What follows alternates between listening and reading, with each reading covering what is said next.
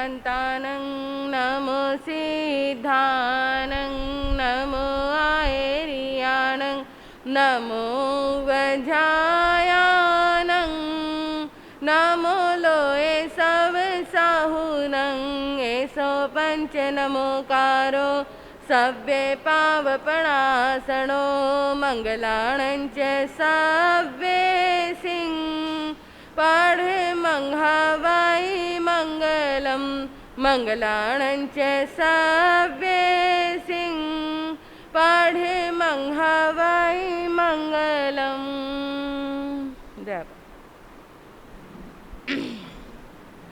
अरिहंत भगवंत इंद्र महिता सिद्धास्य सिद्धि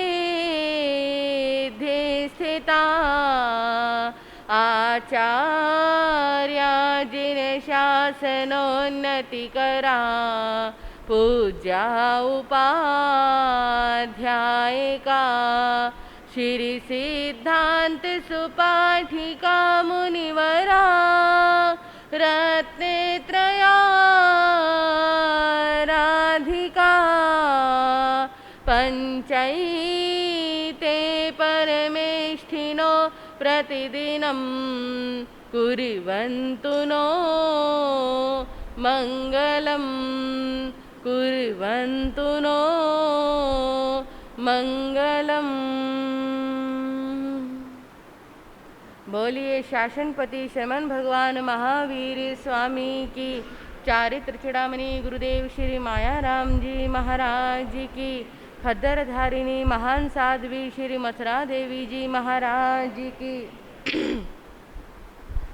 जगत में सब मतलब के यार, जगत में सब मतलब के यार, जिसके पास रहे धन दौलत, जिसके पास रहे धन दौलत, उसके मित्र हजार।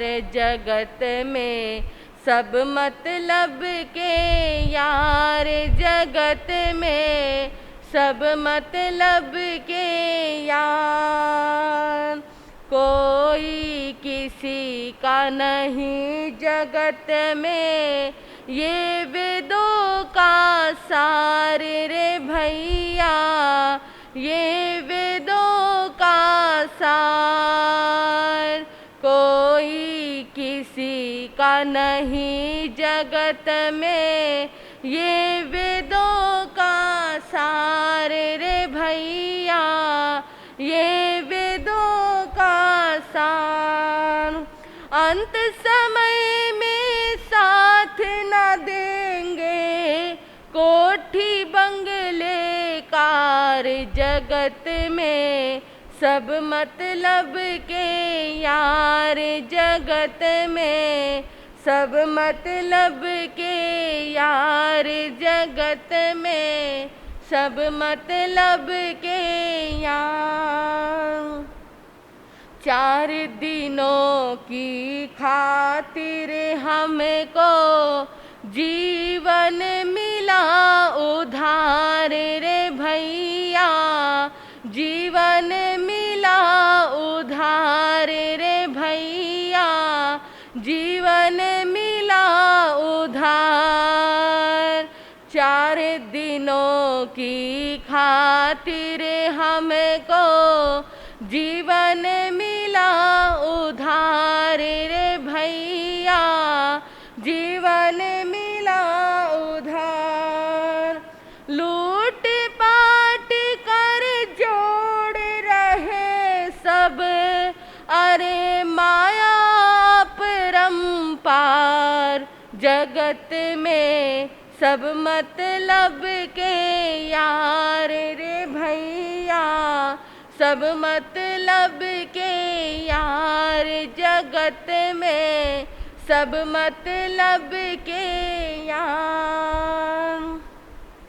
माता पिता बहन भाई से करते दुर्व्यवहार रे भैया, करते दुर्व्यवहार। माता पिता बहन भाई से करते दुर्व्यवहार रे भैया, करते दुर्व्यवहार। स्वार्थ सिद्धि में लगा हुआ है, स्वार्थ सिद्धि में लगा हुआ है। यह सारा संसार जगत में सब मतलब के यार, जगत में सब मतलब के यार रे भैया, सब मतलब के। पाप पुण्य में नहीं कोई भी होता साझीदार रे भैया, होता साझीदार। पाप पुण्य में नहीं कोई भी होता साझीदार रे भैया, होता साझीदार। देखना कहीं रूठ न जाए, देखना कहीं रूठ न जाए। अपना पालन हार जगत में सब मतलब के यार, जगत में सब मतलब के यार। जिसके पास रहे धन दौलत, जिसके पास रहे धन दौलत, उसके मित्र हजार जगत में सब मतलब के यार, जगत में सब मतलब के यार, जगत में सब मतलब के यार। वीर प्रभु को वंदन करके गुरु चरणन शीश झुकाती हूँ। गुरु कृपा से सीख रही जो उसको आज सुनाती हूँ। सुनकर चित्त में धारो बंधु मंगलमय प्रभु वाणी को। अरिहंतों की शरण को पाकर सुख मिलता उत्तम प्राणी को, सुख मिलता उत्तम प्राणी को। आवाज तो है नहीं माइक। शासनेश प्रभु के चरणों में अनंत अनंत भाव वंदन करने के पश्चात मेरी जीवन निर्मात्री संयम दात्री पूज्य गुरुनिवर्या के चरणों में वंदन नमन करती हूँ एवं उनके पवित्र पावन चरणों में रहकर जो कुछ भी मैं अपनी अल्प बुद्धि द्वारा ग्रहण कर रही हूँ वह आपके समक्ष कुछ देर कहने का प्रयास करूँगी। गुरु दरबार में उपस्थित श्रद्धालु जन, बड़े सौभाग्यशाली हैं हम जो हमें यह मानव जीवन मिला। गुरुओं की वाणी मिली, भगवान की जिनवाणी मिली, गुरुओं के दर्शन करने को मिले, जिससे कि हमारा मानव जीवन सार्थक हो गया। बंधुओं, भगवान महावीर स्वामी ने हर वस्तु हर चीज के दो पहलू बताए हैं। जैसे सुख के साथ दुख, पुण्य के साथ पाप, जीवन के साथ मृत्यु, ऐसे करके दो दो पहलू हर चीज के बन जाते हैं। प्रभु महावीर फरमा रहे हैं, जन्म दुखं जरा दुखं मरण दुखं। बंधुओं, जन्म के साथ मृत्यु है, यह सृष्टि का अटल नियम है।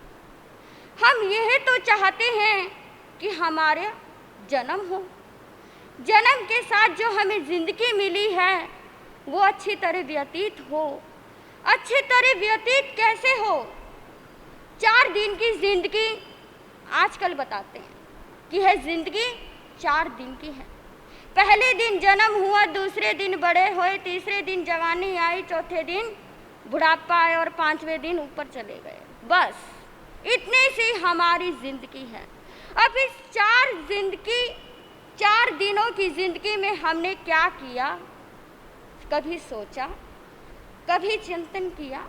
जन्म को तो हम हमेशा मनाते हैं। हर साल जब हमारा जन्मदिन आता है, हैप्पी बर्थडे आता है, बड़ी धूमधाम से मनाया जाता है। परिवारजनों को इकट्ठा किया जाता है, इष्ट मित्रों को इकट्ठा किया जाता है और जन्मदिन मनाया जाता है। भूल जाते हैं कि यदि हमारा जन्म हुआ है तो मृत्यु भी आएगी। लेकिन आजकल इतनी एडवांस टेक्नोलॉजी हो चुकी है कि यदि यमराज अपना संदेशा नीचे पहुंचाए तो उससे पहले ही जो उसका संदेशा है वो चेंज कर दो। जैसे यमराज ने आपके पास पहला संदेशा भिजवाया, हे बंधुओं तुम अभी भी संभल जाओ, मैं आने वाला हूँ। और पहला संदेशा क्या था? जब 30 साल की उम्र हुई, 35 साल की उम्र हुई, हमारे बाल क्या हो गए? सफ़ेद हो गए। और एडवांस ज़माने में बाल सफ़ेद होने के साथ साथ क्या चीज़ आ गई? डाई करने की मेहंदी आ गई, डाई करने के और सामान आ गए। बाल सफ़ेद जो थे वो काले कर लिए, बस भाई बच गए मृत्यु से। यही होता है ना। कमर में दर्द हुआ, गोडों में दर्द हुआ, जब यमराज का दूसरा संदेशा आया कि अभी भी संभल जाओ, फिजियोथेरेपी आ गई, तरह तरह की मशीन आ गई। अगर उससे भी काम नहीं चला, ऑपरेट करवा लिया। कब तक बचोगे आप मृत्यु से? कब तक अनजान बने रहोगे आप इस सच से कि जन्म के साथ मृत्यु आवश्यक है? जन्म लिया है तो हमें जाना है।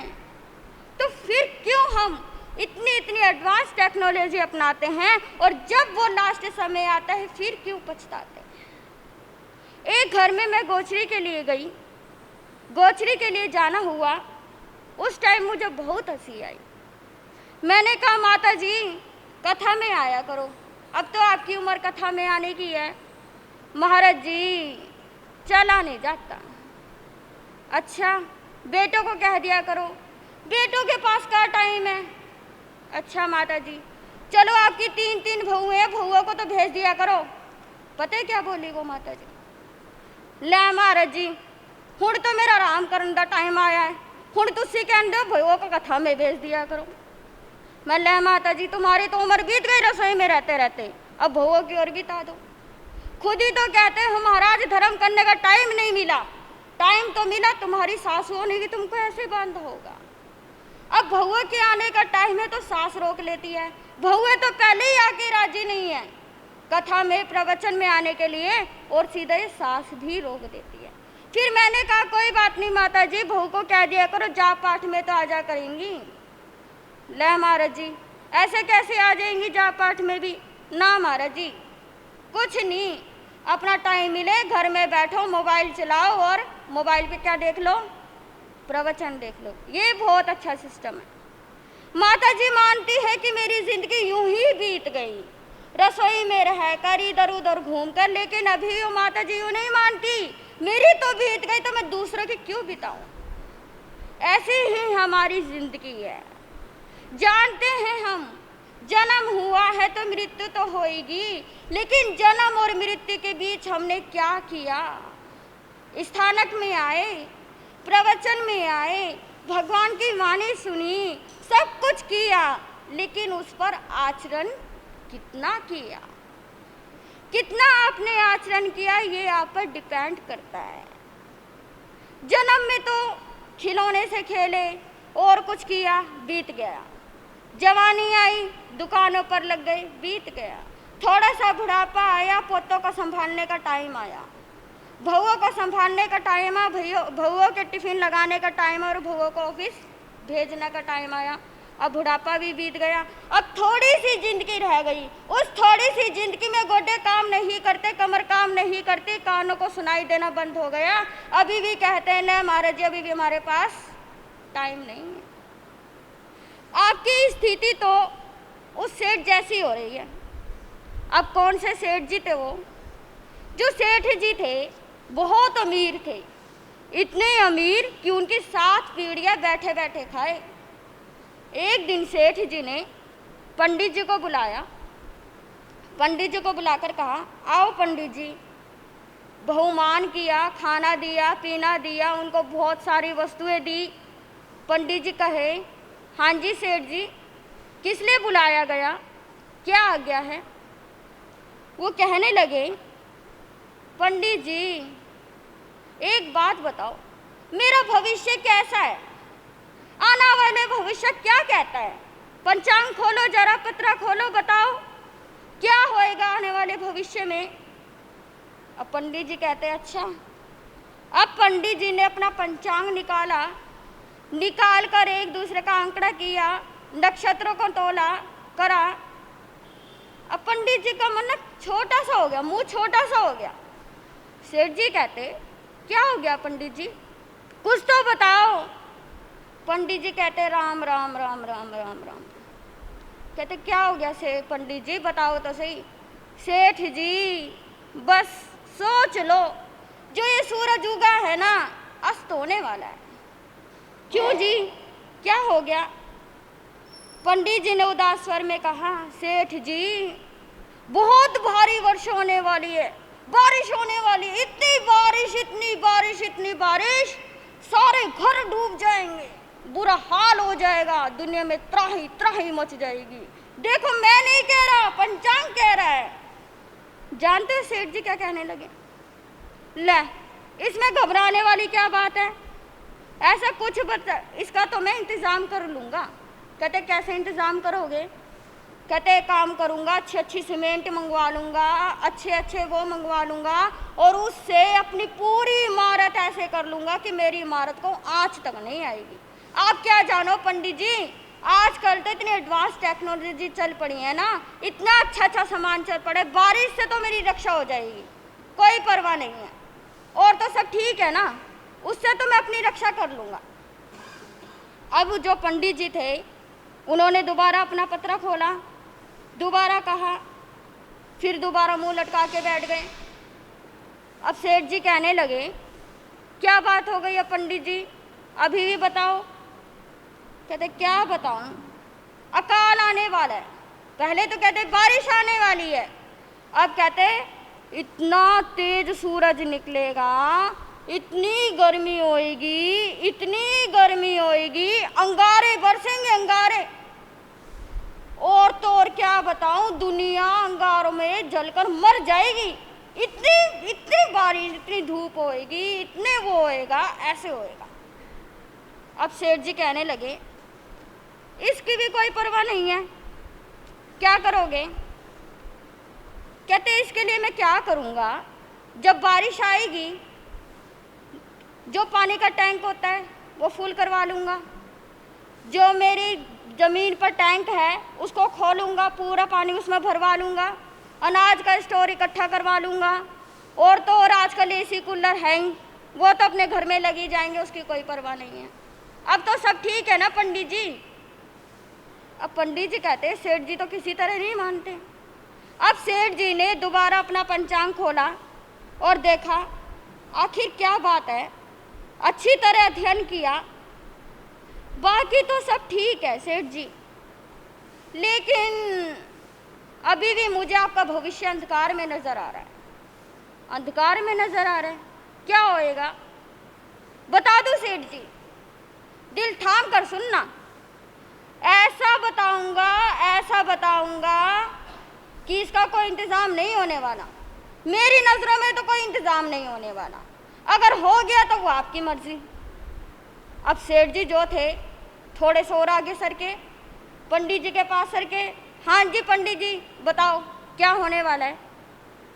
कहते, सेठ जी ऐसा भूकंप आएगा, ऐसा भूकंप आएगा, जो जो आप स्टोर करोगे ना, जो एसी कूलर लगवाओगे, जो अनाज के स्टोर भरवाओगे, जो ये काम करोगे ना, वो सारे ढह जाएंगे। जमीन से लेकर पूरी की पूरी इमारत यूं ही ढह जाएगी और उस इमारत के साथ क्या होएगा? आप भी ढह जाओगे, आप भी उसके साथ नीचे दबकर मर जाओगे। अब बताओ सेठ जी क्या करूँगी? है कोई उपाय? है कोई उपाय? सोच लो, बहुत ज़्यादा एडवांस टेक्नोलॉजी है।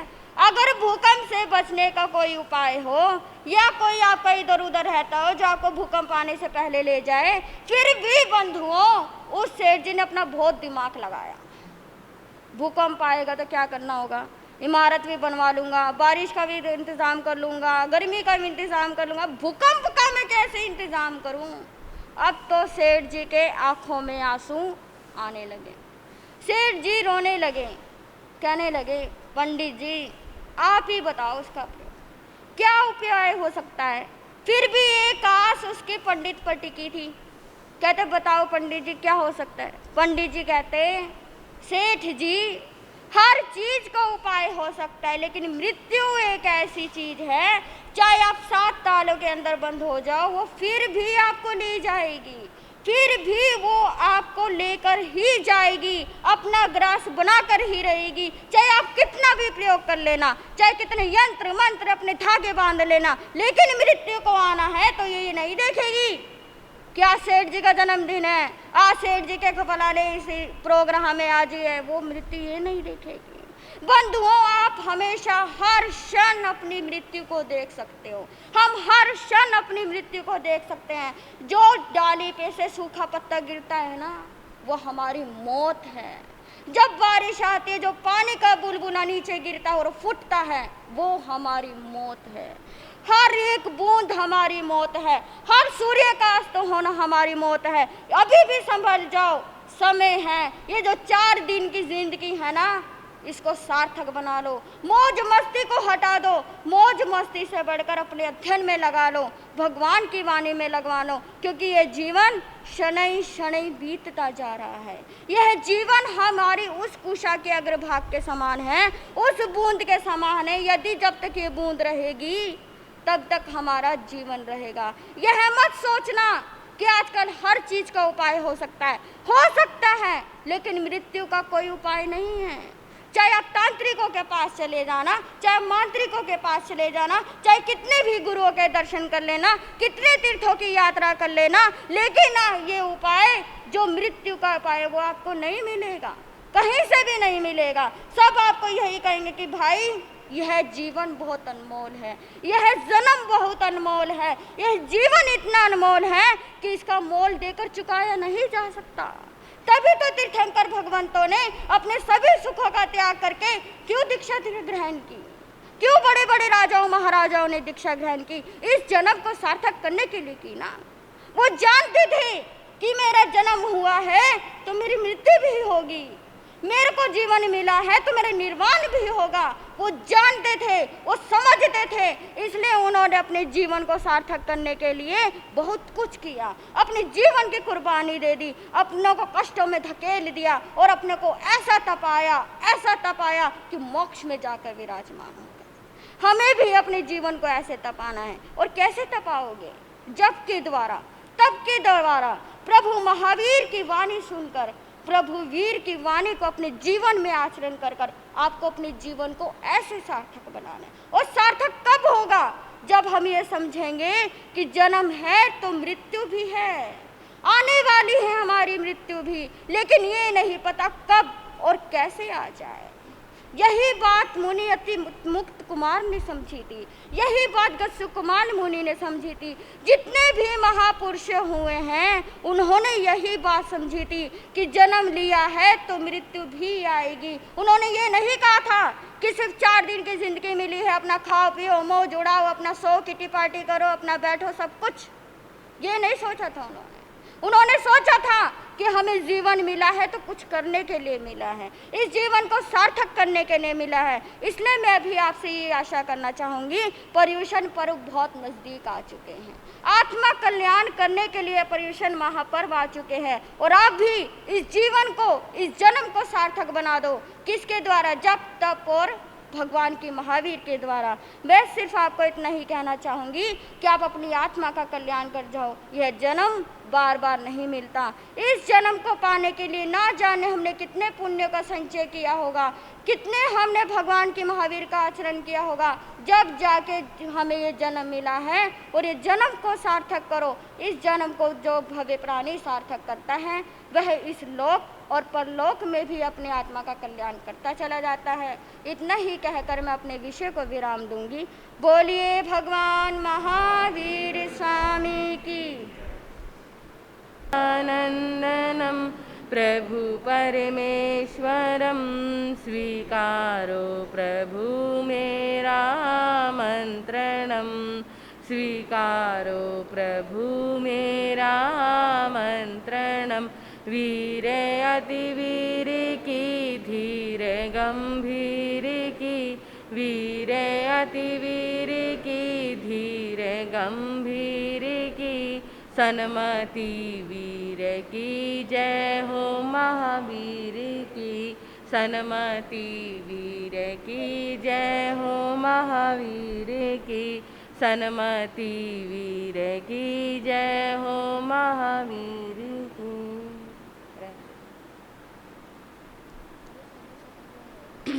अनंत उपकारी शासनपति शर्मन भगवान महावीर स्वामी को अनंत अनंत वंदन करने के पश्चात परम पूज्य परम श्रद्धेय मेरी आस्थाओं के सुमेरु शिखर पूज्य गुरुदेव एवं मेरे जीवन के निर्माता श्री गुरनी जी महाराज के पवित्र पावन चरण कमलों में रहकर जो कुछ भी मैं अपनी अल्प बुद्धि द्वारा ग्रहण कर रही हूँ वह आपके समक्ष कहने का प्रयास करूँगी।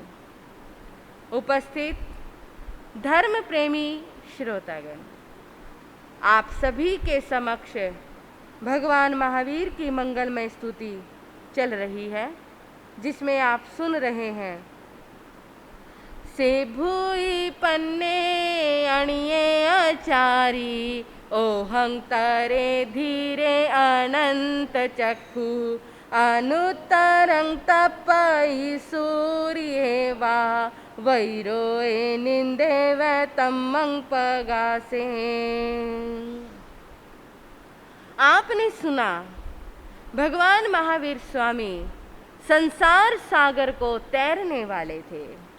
धीरे वो परम धीर थे, धीरता की पराकाष्ठा थे।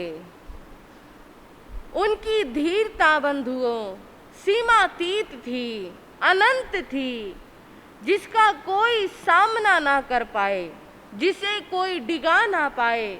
ऐसे अचल अटल अकंप धैर्यशील भगवान महावीर थे।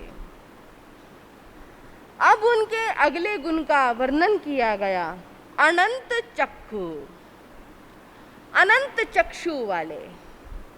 बंधुओं, हर मनुष्य की सिर्फ 2 आंखें होती है, 2 आंखों से देखता है। लेकिन यहाँ सुधर्मा स्वामी ने जो उनके लिए एक विशेषण शब्द दिया, जो एक प्रयोग किया शब्द का, वो शब्द है अनंत चक्षु। जैसे शक्रेंद्र महाराज के लिए सहस्राक्ष शब्द का प्रयोग होता है, यानी जिनकी सहस्रों आंखें हो। अब आंखें तो शक्रेंद्र महाराज की 2 ही हैं, लेकिन जो इतनी आंखों से तात्पर्य है, जो उनके देवता हैं, जो उनके अधीनस्थ देवता उनकी सेवा में रहते हैं, उनके समानिक देव हैं, वो जो अपनी आंखों से देखते हैं वो शक्रेंद्र महाराज को बताते हैं। इसलिए ऐसा प्रयोग हो जाता है कि वो इतनी आंखों से देखने वाले हैं, यानी जो उन्होंने देखा वही शक्रेंद्र महाराज ने देखा। उन्होंने देखा, कोई भिन्नता नहीं। जिसे सब बातों का ज्ञान हो, जो सब कुछ जानने वाला हो। घर में जो भी कह देते हैं कि तेरे जो वो देखता है वो मुझे बता देता है, इसलिए उसकी आंख भी मेरी ही है। इस तात्पर्य से ऐसा संबोधित कभी कभी किसी न किसी व्यक्ति के लिए, किसी न किसी व्यक्ति को इन शब्दों से संबोधित कर दिया जाता है। लेकिन अनंत चक्षु, अनंत यानी जिसका कोई अंत ही नहीं है, इतनी आंखें भला आएंगी कहां से? अनंत चक्षु का सीधा सा अर्थ किया जाए तो अनंत आंखें जिसकी हो। बंधुओं, यहाँ अनंत चक्षु से अर्थ यही है कि भगवान महावीर केवल ज्ञान, केवल दर्शन के धारक थे। केवल ज्ञानी सब कुछ देखता है, सब कुछ जानता है, और केवल ज्ञानी की एक विशेषता है, उसको तो आंखों का प्रयोग करने की जरूरत ही नहीं होती, फिर भी उन्हें अनंत चक्षु कहा गया। यानी दुनिया जितनी वस्तुओं को अनंत आंखों से देखती है, भगवान महावीर वो बिना आंखों के ही देख लेते हैं। आप यहाँ कितने लोग बैठे हैं? आप यहाँ जो अपनी 50, 60, 70, 80 आंखों से देख रहे हैं, आप तो कुछ भी नहीं देख रहे, उससे भी अनंत गुना ज्यादा भगवान महावीर देख रहे हैं। आप सब वही देख रहे हैं जो आपको टीवी में दिखाया जा रहा है। आप संसार को उतना ही जान रहे हैं जितना आपको साइंस के द्वारा बताया जा रहा है। आप सिर्फ जगत को उतना ही देख रहे हैं जहां तक आप पहुंच चुके हैं, या जहां तक पहुंचने की तैयारी है, या जहां तक विज्ञान आपको दिखा रहा है। लेकिन भगवान महावीर लोक अलोक के उस भाग को भी देख रहे हैं जो ये सारा संसार मिलकर भी देख नहीं पाया। इसलिए उन्हें अनंत चक्षु से संबोधित किया गया। उनकी आंखें इतनी विराट हो गई कि उनके लिए जगत का कोई भी जगह, कोई भी अंश ऐसा नहीं जो अदेखा हो, जो शेष रह गया हो। ब्रह्मांड का कोई रहस्य ऐसा नहीं जिसे महावीर ना जानते हो। हमें बंधुओं दाएं बाएं देखने के लिए क्या करना पड़ता है? गर्दन हिलानी पड़ती है। इधर देखना है तो उधर देखना है, तो पीछे देखना है, ऊपर नीचे देखना है। तीर्थंकरों को, केवल ज्ञानी को तो गर्दन हिलाने की भी जरूरत नहीं। पीछे क्या हो रहा है, दाएं क्या हो रहा है, बाएं क्या हो रहा है, उसे सब सब सब अपने आप, उन्हें तो गर्दन हिलाने की जरूरत नहीं। आपके टीवी में 400, 600, 1200 चैनल आते हैं, लेकिन क्या आप सभी चैनलों को एक साथ देख सकते हो? देख सकते हो? नहीं देख सकते ना। लेकिन केवल ज्ञानी, आपको टीवी में चैनल देखने के लिए भी पलटने की जरूरत पड़ती है। दूसरे चैनल पे देखियो क्या आ रहा है, तीसरे पे देखियो क्या आ रहा है, चौथे पे देखियो क्या आ रहा है, कौन सी फिल्म चल रही है इस समय, कौन सा गाना आ रहा है। आपको चैनल पलटने की जरूरत पड़ती है। लेकिन भगवान महावीर को बंधुओं चैनल तक पलटने की जरूरत नहीं। एक साथ लाख चैनल पर क्या चल रहा है, बिना पलटे, बिना देखे, बिना जाने वो सब कुछ जानते हैं। सब कुछ जानते हैं, इसलिए वो अनंत चक्षु से संपन्न है। इसलिए सुधर्मा स्वामी ने कहा, जम्बू जो हमारे भगवान महावीर स्वामी हैं वो अनंत चक्षुवान है। उसके आगे बताया गया, अनुत्तरं तपई सूर्येवा, बड़ा सुंदर विशेषण दिया। अनुत्तरं तपई सूर्येवा, सूर्य तप्त होता है, सूर्य जलता है, सूर्य का तेज सर्वाधिक होता है। जलती तो अग्नि भी है, लेकिन अग्नि की एक सीमा है, कहाँ तक तपेगी, कहाँ तक जलेगी। लेकिन सूर्य का तेज देखो आप, कितने योजन, लाखों, कितने योजन ऊपर है वो आप सोच सकते हो? हाँ जी, कितने योजन ऊपर है सूर्य, जानते हो? वैज्ञानिकों की दृष्टि से मत बताना, हमारा जैन धर्म बताता है कितने योजन ऊपर वो सूर्य और कहाँ से वो रोशनी दे रहा है, कहाँ से वो तेज बरसा रहा है, और उसका तेज किस तरह से सारे संसार को तप्त बना रहा है।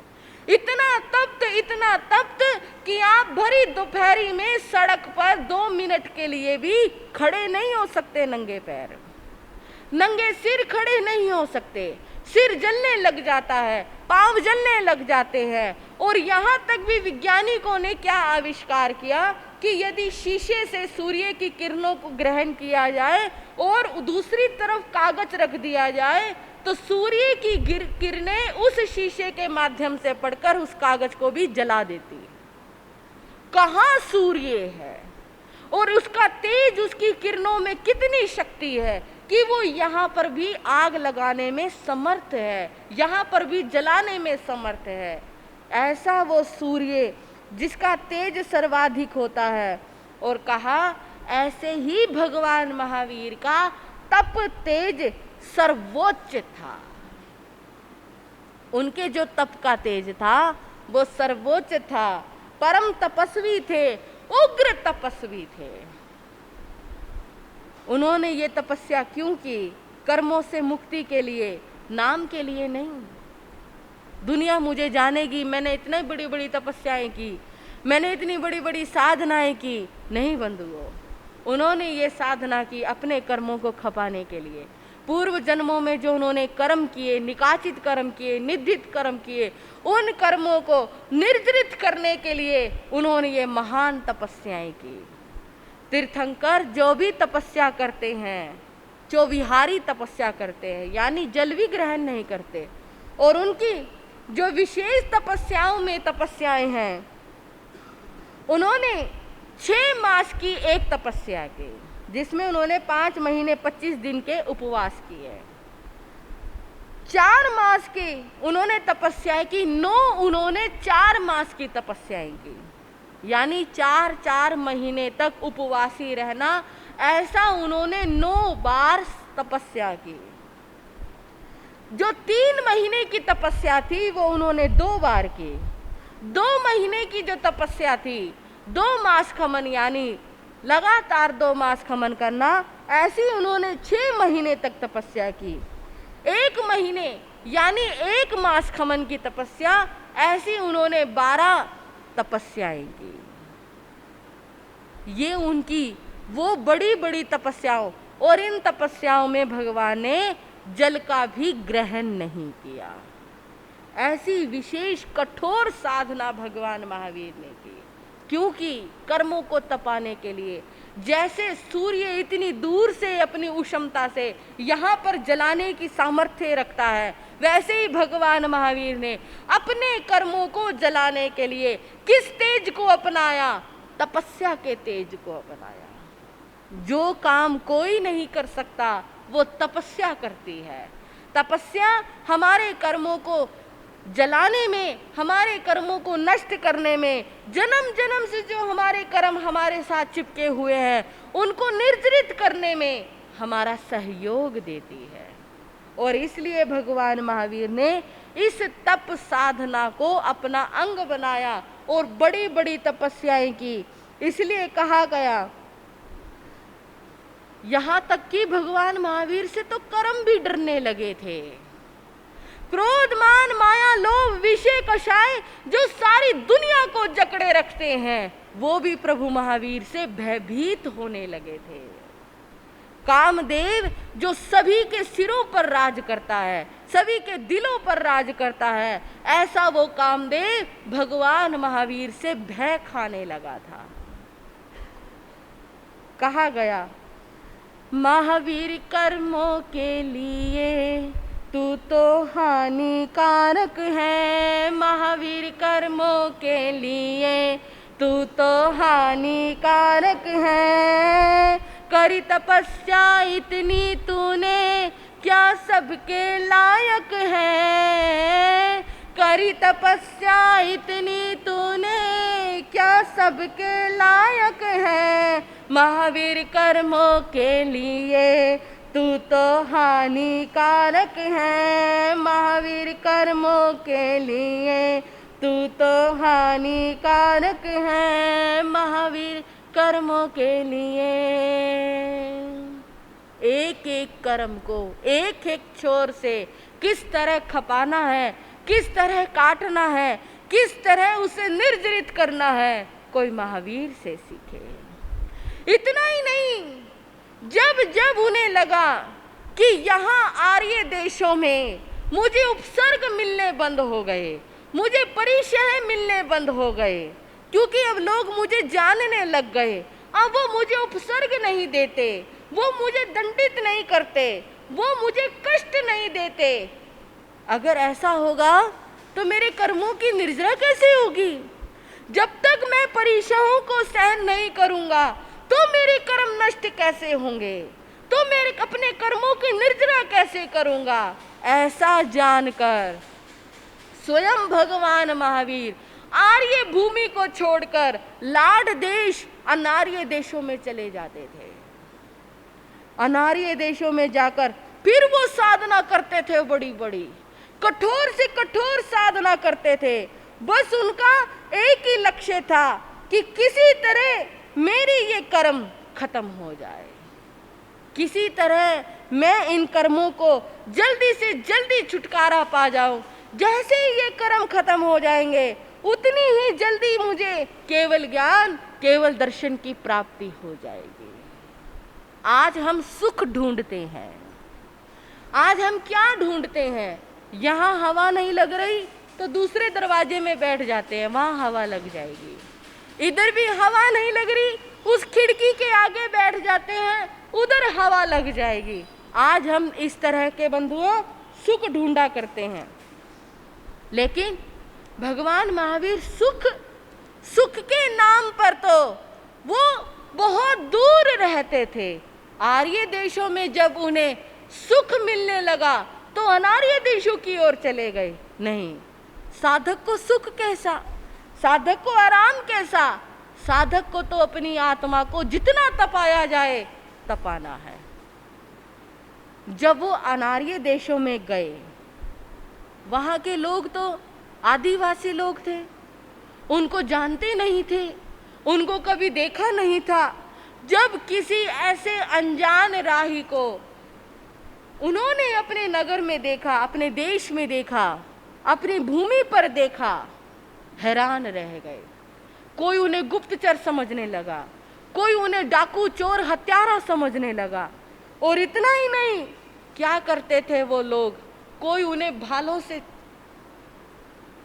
भालों को से प्रताड़ित करता था, कोई उन्हें डंडे मारता था, कोई उन्हें गालियां देता था। भगवान चलते जाते थे। और इतना ही नहीं, छोटे छोटे बच्चे जो खेल रहे होते थे, हंसी मजाक में क्या करते थे? मिट्टी उठाते थे, भगवान की आंखों में डाल देते थे। जब भगवान ध्यानस्थ होते थे, क्योंकि जब भी वो ध्यान करते थे उनकी आंखें पूर्ण बंद नहीं होती थी। आप कभी भी किसी प्रतिमा में देख लेना, किसी भी मूर्ति में आपको भगवान की आंखें बिल्कुल बंद नजर नहीं आएगी, अर्ध खुली आंखों से ध्यान करते हैं। किसी पुद्गल पर दृष्टि टिका के ध्यान करते हैं। जब उनकी अर्ध खुली आंखें होती थी तो क्या होता था?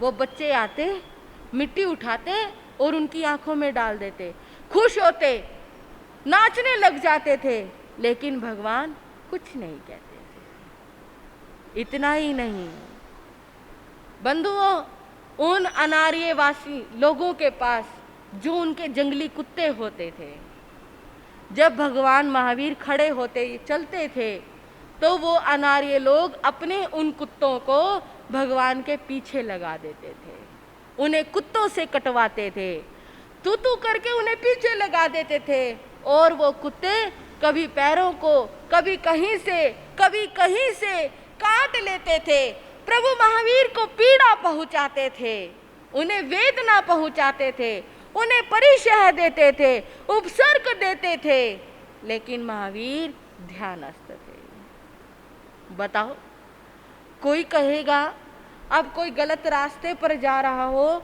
कोई ऐसे रास्ते पर जा रहा हो जहाँ कांटे ही कांटे हो, सामने वाला व्यक्ति कहेगा, अरे तू पागल हो गया क्या? जब तुझे सही मार्ग दिखाई दे रहा है तो तू कांटों वाले मार्ग पर क्यों जा रहा है? लेकिन भगवान महावीर ने कहा, जब तक कांटों वाला मार्ग नहीं पकड़ोगे तब तक जीवन में कुछ नहीं कर पाओगे। कांटे वाले मार्ग पर चलकर ही आपको आगे सुनहरा रास्ता दिखाई देगा। हो सकता है जो रास्ता आपको आसान नजर आ रहा है वो रास्ता आगे से बंद ये भी तो हो सकता है। जो रास्ता पथरीला नजर आ रहा है हो सकता है आगे जाके वो रास्ता खुला हुआ हो, आपको सही मार्ग दिखाने वाला हो।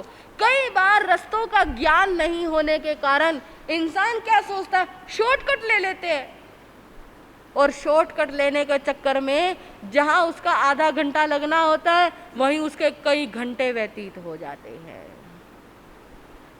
आज का इंसान शॉर्टकट लेकर चलता है, आज का इंसान सुख वाला रास्ता लेकर चलता है, लेकिन बंधुओं जीवन में संघर्ष जब तक नहीं आएगा तब तक सफलताएं हमारे पास नहीं आ सकती।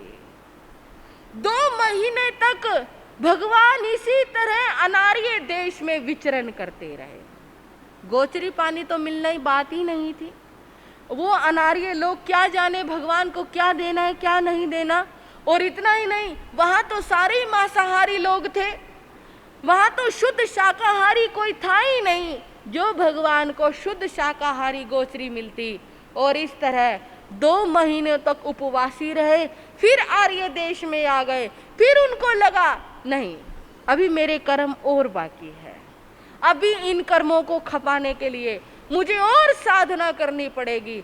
भगवान ऐसा सोचकर फिर अनार्य देशों में चले गए, फिर वहां 4-5 महीने रहे, फिर अपने आप को तपाया और खपाया और फिर आर्य भूमि में आ गए। ऐसी उनकी महान साधना थी। 12.5 वर्षों तक इसी तरह वो साधना करते रहे। ऐसी कठोर से कठोर साधना यदि पढ़ो, यदि सुने तो ऐसा लगता है कोई ऐसे कैसे कर सकता है, बहुत मुश्किल है। इसलिए सुधर्मा स्वामी ने कहा, अनुत्तरे तपई सूर्य वा, वो तपस्या में ऐसे तपते थे जैसे सूर्य तपता है, जैसे सूर्य का तेज तपता है। ऐसे ही भगवान महावीर तप के तेज से तप रहे थे, अपनी आत्मा को तपा रहे थे और कर्मों से मुक्त हो रहे थे। वैरोय निंदे वे तमंग पगा से एक और विशेषण दिया। वैरोय निंदे वे तमंग पगा से वैरोचन नाम की एक अग्नि होती है। आप कहोगे अग्नि भी अलग अलग तरह की है। अग्नि है, सभी जलती हैं, सभी तरह की अग्नि जलती है, सभी तरह की अग्नि समान रूप से गर्म करती है, समान रूप से ताप देती है। लेकिन बंधुओं यहाँ एक विशेष अग्नि का नाम आया जिसका नाम है वैरोचन अग्नि। वैरोचन नाम की अग्नि कैसे थी?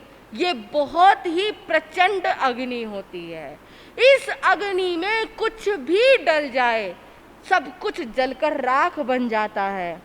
जैसे वो वैरोचन नाम की अग्नि अंधकार का नाश करके प्रकाश का प्रसार करती है, वैरोचन नाम की अग्नि उसी प्रकार बंधुओं भगवान महावीर का जो ज्ञान था वो अज्ञान अंधकार का नाश करके ज्ञान का प्रकाश कर रहा है।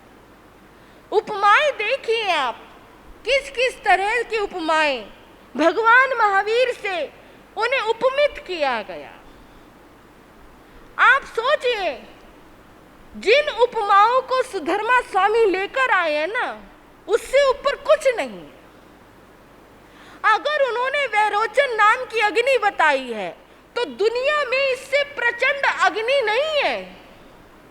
यदि उन्होंने सूर्य का तेज बताया है तो दुनिया में सूर्य के तेज से ज्यादा तेजस्वी और कोई नहीं है। इस पुच्छी सुनंग स्तोत्र में भगवान महावीर स्वामी को, इसमें विशेषता यही है, इसमें भगवान महावीर स्वामी को जिन जिन उपमाओं से उपमित किया गया वो संसार की सर्वश्रेष्ठ उपमा है, यानी उससे ऊपर कोई नहीं। अगर हम और आप ये सोचने लगे यहां पर इन्होंने ये उपमा दी, ये भी उपमा दे सकते थे, ये भी, उसका तो कोई विकल्प ही नहीं छोड़ा उन्होंने, कोई ऑप्शन ही नहीं छोड़ा। सबसे श्रेष्ठ वस्तु को उठाकर लेकर आए। अगर हम किसी को गुलाब की उपमा देते हैं, देखना कितना गुलाब के समान सुंदर है, दिखने में कितना खुशबूदार है, सुंदर है, तो ये हमारी उपमा गलत हो जाएगी, क्योंकि गुलाब में क्या होता है, गुलाब में तो कांटे होते हैं। तो हम किसी को इससे उपमित कैसे कर सकते हैं? हम ऐसी वस्तु को उपमित करेंगे, ऐसे फूल को लेकर आएंगे जो सर्वमान्य हो, जिस पुष्प से ऊपर अन्य कोई पुष्प ही ना हो। इन्होंने सुधर्मा स्वामी भगवान ने क्या किया, ऐसे नदियों को लेकर आए, ऐसे समुद्र को लेकर आए, ऐसे पहाड़ों को लेकर आए। आप आगे आगे सुनोगे, ऐसे ऐसे पहाड़ उठा उठा कर लेकर आए जिनका आपने नाम तक नहीं सुना, और उन पहाड़ों से, उन नदियों से, उन समुद्रों से भगवान को उपमित किया, क्योंकि उससे ऊपर इस संसार में कोई नहीं, हम नहीं कर सकते। उससे ऊपर जब सुधर्मा स्वामी जी को उपमा नहीं मिली तो हमें क्या उपमा मिलेगी?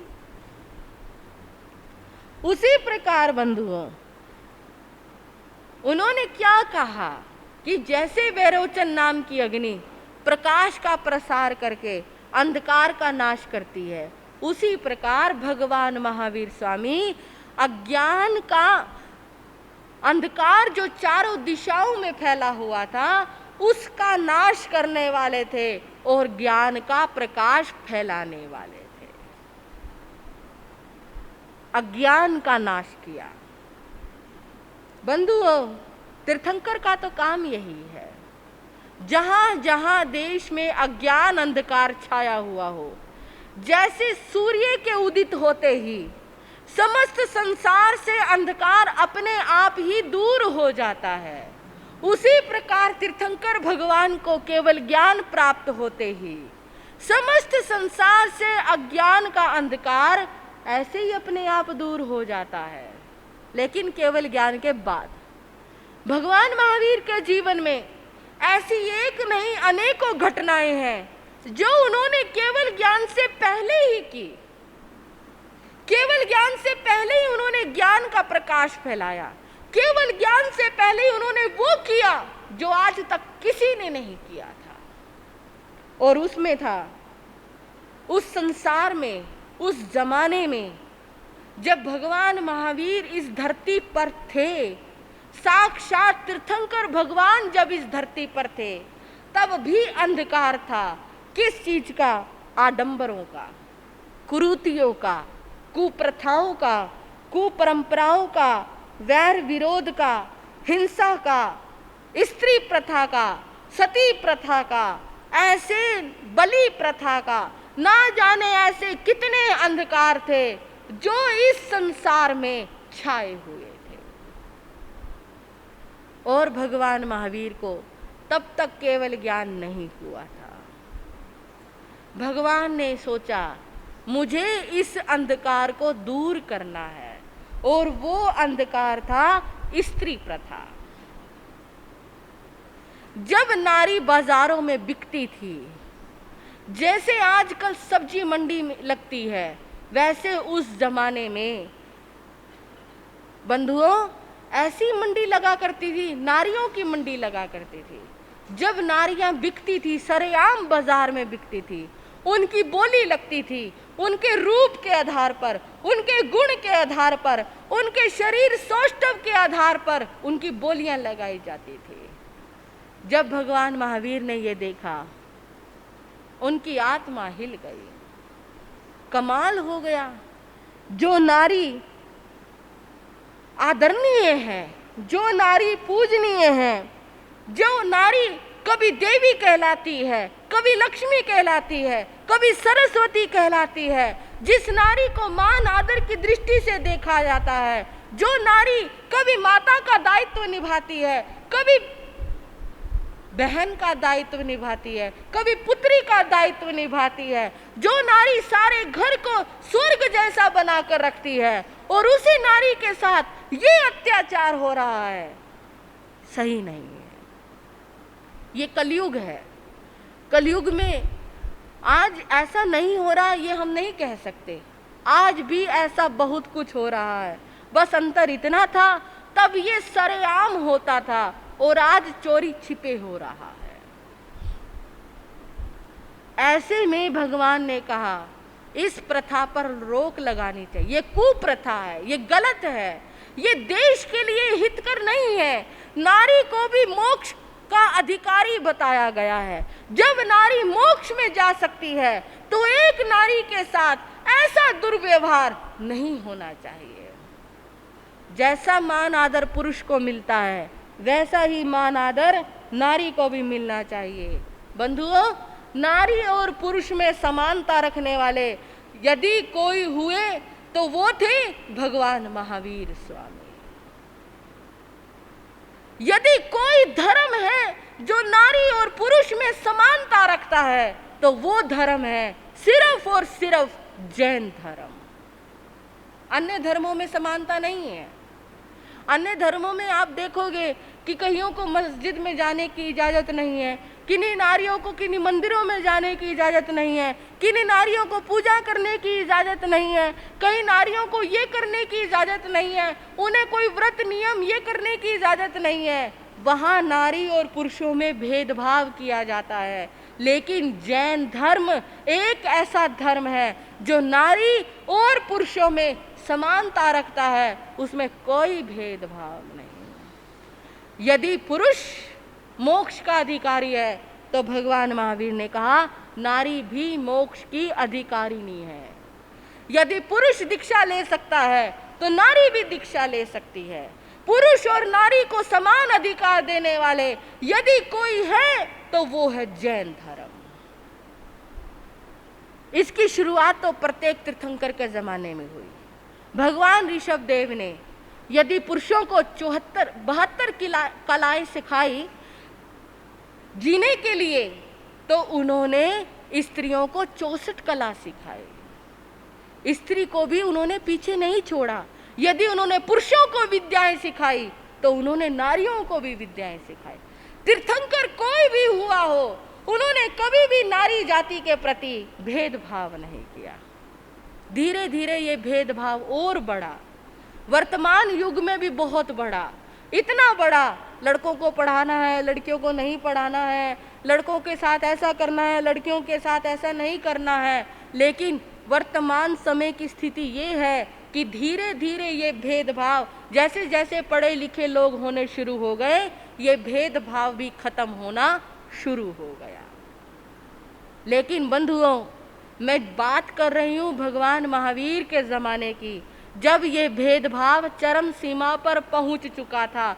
भगवान देख रहे थे कि यदि इस कुप्रथा को, यदि इस स्त्री प्रथा को समाप्त नहीं किया गया, ये जगत के लिए हितकर नहीं होगा। मैं अपने शासन की शुरुआत कैसे करूँगा? क्योंकि मेरे शासन में तो जो स्थान एक पुरुष को मिलना है वही स्थान एक स्त्री को भी मिलना है। मेरे शासन की शुरुआत होनी है तो उससे पहले ये स्त्री प्रथा बंद होनी चाहिए। और उसके लिए उन्होंने इस अज्ञान अंधकार का नाश करने के लिए अपने आप को एक अभूतपूर्व अभिग्रह में बांध लिया। अभिग्रह एक नहीं था, वो अभिग्रह था बहुत मुश्किल, बड़ा ही कठिन, पता नहीं पूरा होगा या नहीं होगा। और एक भी नहीं, 13 अभिग्रह में भगवान महावीर ने अपने आप को बांधा। और वो 13 अभिग्रह थे। कोई राजकुमारी हो, वो दासी बनकर जी रही हो, उसकी आंखों में आंसू हो और वो आंसू सूख गए हों, हंसती भी हो, रोती भी हो, पैरों में बेड़ी पड़ी हुई हो, हाथों में हथकड़ियाँ हो, सिर मुंडा हुआ हो, 3 दिन की उपवासी हो, दहलीज पर खड़ी हुई हो, उड़द बाकले सूप में लेकर खड़ी हो। ऐसी यदि नारी भोजन दे, भिक्षा दे तो लूंगा, अन्यथा जब तक मुझे ऐसी भिक्षा नहीं मिलेगी, देह रहे या ना रहे, शरीर रहे या ना रहे, 1 दिन हो, 10 दिन हो, महीने बीत जाए, कितना भी समय लग जाए, ये वर्धमान भिक्षा नहीं लेगा। कितनी कठोर साधना। अपने लिए तो सभी करते हैं बंधुओं, लेकिन भगवान महावीर ने जो ये साधना की थी, ये जो विग्रह किए थे, ये किए थे इस अज्ञान अंधकार का नाश करने के लिए, नारी जाति के उत्थान के लिए।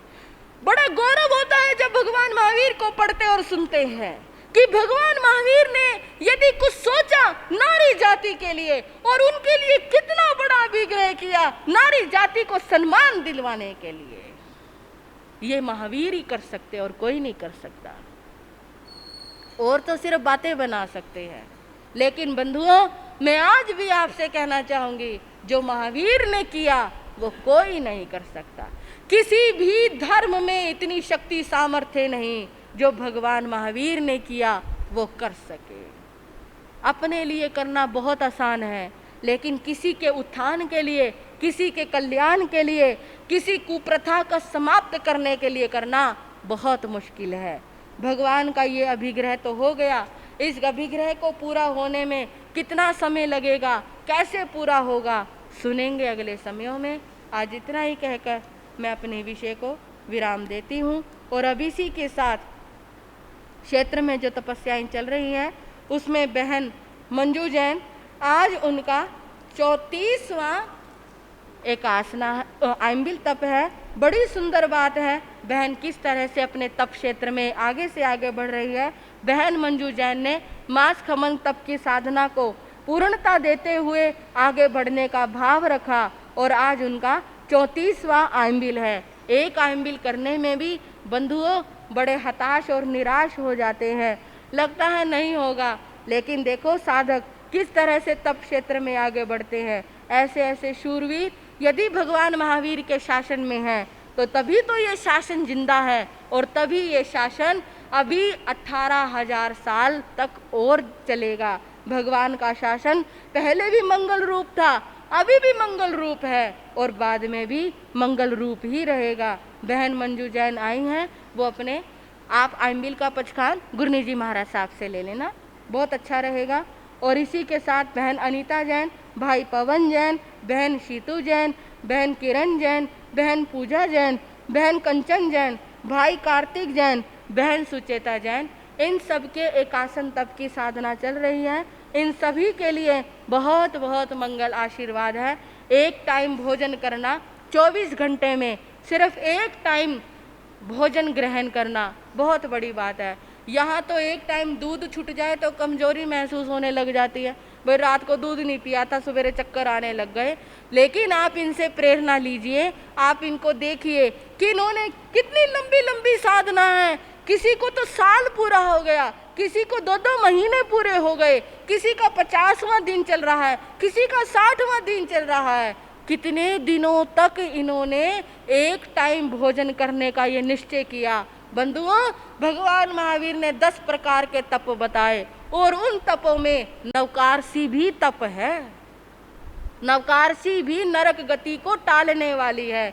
तो सोचो, जो ये साधक तप साधना कर रहे हैं किस तरह से भगवान महावीर के धर्म क्षेत्र में शोभायमान हो रहे हैं। इन सभी के लिए गुरुओं का बहुत बहुत आशीर्वाद। ये आप सभी को प्रेरणा दे रहे हैं कि पर्युषण महापर्व 12 सितंबर से प्रारंभ होने जा रहे हैं। पर्युषण महापर्व पर आप सभी को सोचना है, समझना है और सभी को तपस्या के क्षेत्र में आगे से आगे बढ़ना है। जो भी भाई बहन एकासने वाले आए हो वो अपना पचखान ले सकते हैं। ये शासनपति शरवण भगवान महावीर स्वामी की, चारित्र चूड़ामणि गुरुदेव श्री माया राम जी महाराज की।